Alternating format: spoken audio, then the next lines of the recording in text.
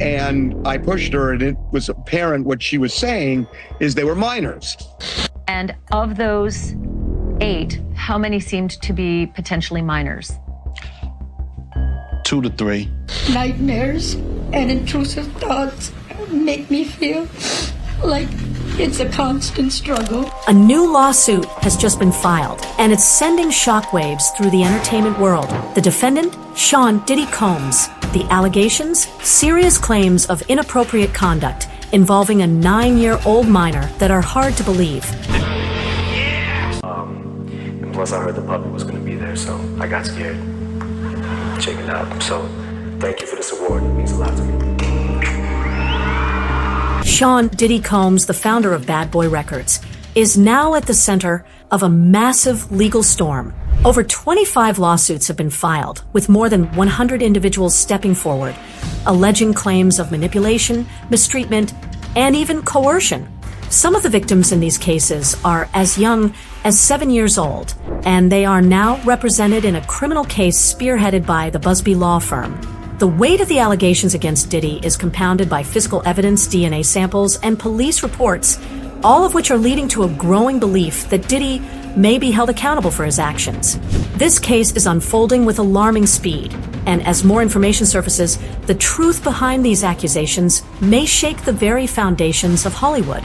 The idea that there are sexual predators in power, not just in Hollywood, but I think in all across any place there's a boss with underlings in any corporation or any industry, you have a type of sexual politics that goes on that can slide in between appropriate ethics and decorum to, inappropriate behavior to the point of harassment and sexual predatory behavior. Well, I mean, I think people understand that, but the larger question is there a culture of complicity in Hollywood where women are afraid to speak up because they'll be blacklisted, men are afraid to speak up because either they're out of the same fear or they just think, well, this is the way the system works. I think there are people that say, hey, this is how it works, pure and simple, and this is why I got into it, and this is why I have power. This is how it works, and you have to understand that. That does not carry the day. Complicity is also complicity. The people who know, well, look, this is how we do business, and that's what it's got to be done. I'm sorry it's like that. So beware. That's also present, without a doubt, but it does not carry the day. There's also people that were afraid to speak out, who were victims, that did not go forward, that signed, negotiated settlement deals of which a non-disclosure agreement was part and parcel to it. That also does not carry the... According to Damon Williams, the U.S. Attorney for the Southern District of New York, Sean Diddy Combs is accused of using his significant power to manipulate and pressure minors into engaging in inappropriate acts. Allegedly, Diddy promised these young individuals that their careers would be at risk unless they complied with his demands. In some instances, it is claimed that he even threatened physical harm if the victims chose to refuse. Another instance, another minor, told allegedly by Sean Combs that he would make him a star, but he needed to visit with him in private about it, away from his parents. Once they were in a private area, allegedly Mr. Combs made the victim perform oral sex upon him. Another incident, an individual 15 years old at the time, flown to New York City to attend a party, was drugged, and then taken into a private room, allegedly in the presence of Mr. Combs, where this female individual, minor, was raped, and then other individuals took turns raping her. Another individual, 26 at the time of the occurrence, was picked up allegedly by Mr. Combs and several other people in a black SUV from the airport, was given one drink in the SUV, and then literally woke up the next day not knowing what had happened, but with pain and damage to both her vagina and her anus, where she then went to the hospital. She was missing her underwear and her shoes. Another instance, an individual, this time not a minor, attended a group dinner, allegedly with Sean Combs in Miami, She wasn't drinking because she was pregnant, but whatever she drank at the table, apparently, at least according to her, was laced with something.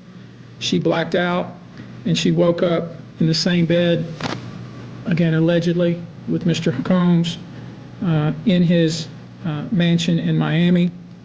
Her vagina and her anus were torn and sore. Who are all the minors that Diddy is accused of mistreating? Shockingly, some of these minors are now A-list celebrities, household names that everyone recognizes. Among them are Justin Bieber, Usher, Meek Mill, and others, all of whom are alleged to have been pressured by Diddy to engage in inappropriate behavior when they were younger.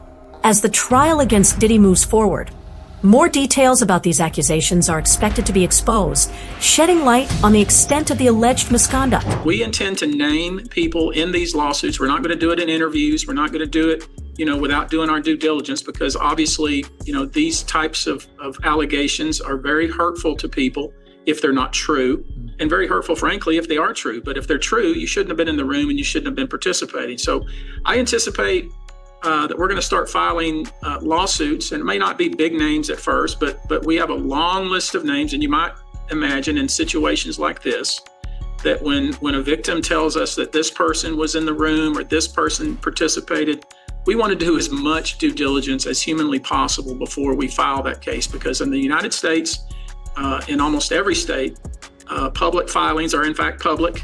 And, when you name somebody in a lawsuit, the press is going to pick it up, and we're aware of that. So we're going to make sure that we dot our I's and cross our T's, and I expect that there will be some people named in these lawsuits that will raise some eyebrows. It's hard for me to trust others, to form healthy relationships, or even feel safe in my own skin.